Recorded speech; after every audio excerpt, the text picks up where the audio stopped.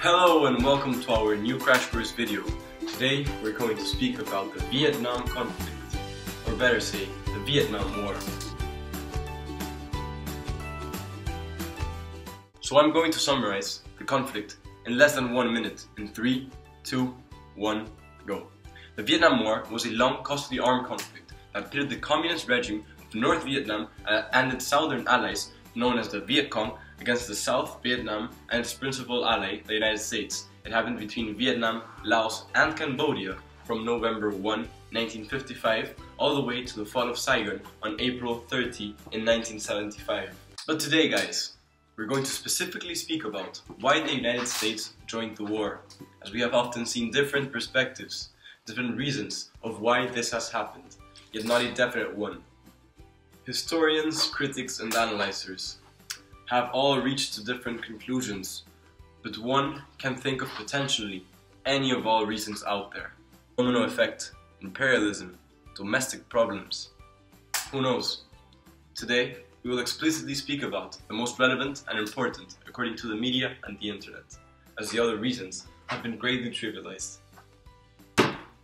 Well, in order to do this, we have two invited guests, the first being Ko Saidan, who will shortly speak about why the domino theory was the reason that the United States joined the war. Hello, today I'm going to be talking about the domino theory. The domino theory was a theory prominent from the 1950s to the 1980s that said that if one country came under control or influenced by communism, then the bordering countries would be in sheer peril of becoming influenced, ultimately becoming communist. This is exactly what happened in the Vietnam conflict. There was a great spread of communism in South Vietnam, Laos, and Cambodia. In fact, President Kennedy in his inauguration speech stated that the USA security may be lost piece to piece, country by country, as a result of communism and the domino effect. This means that he is claiming that the domino theory was clearly an event. Now, to wrap things up, it is clearly stated with evidence that the USA joined because of the domino theory, because they were scared that other countries such as India and other big countries started falling and falling and falling due to the domino theory and communism, and they wanted to stop that. I think now we should take a look at the other perspective.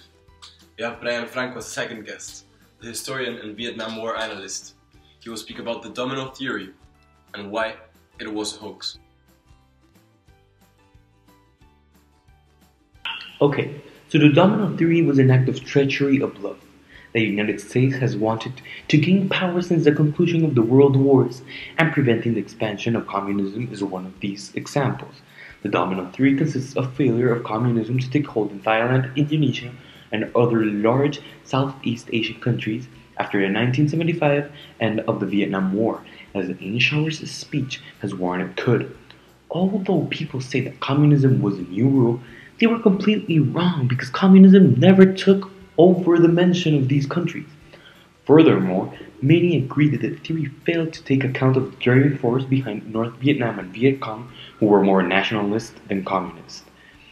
American policymakers, as a result, failed to realize that the ultimate goal of Ho Chi Minh and his supporters, which was to gain independence rather than spread communism throughout Southeast Asia.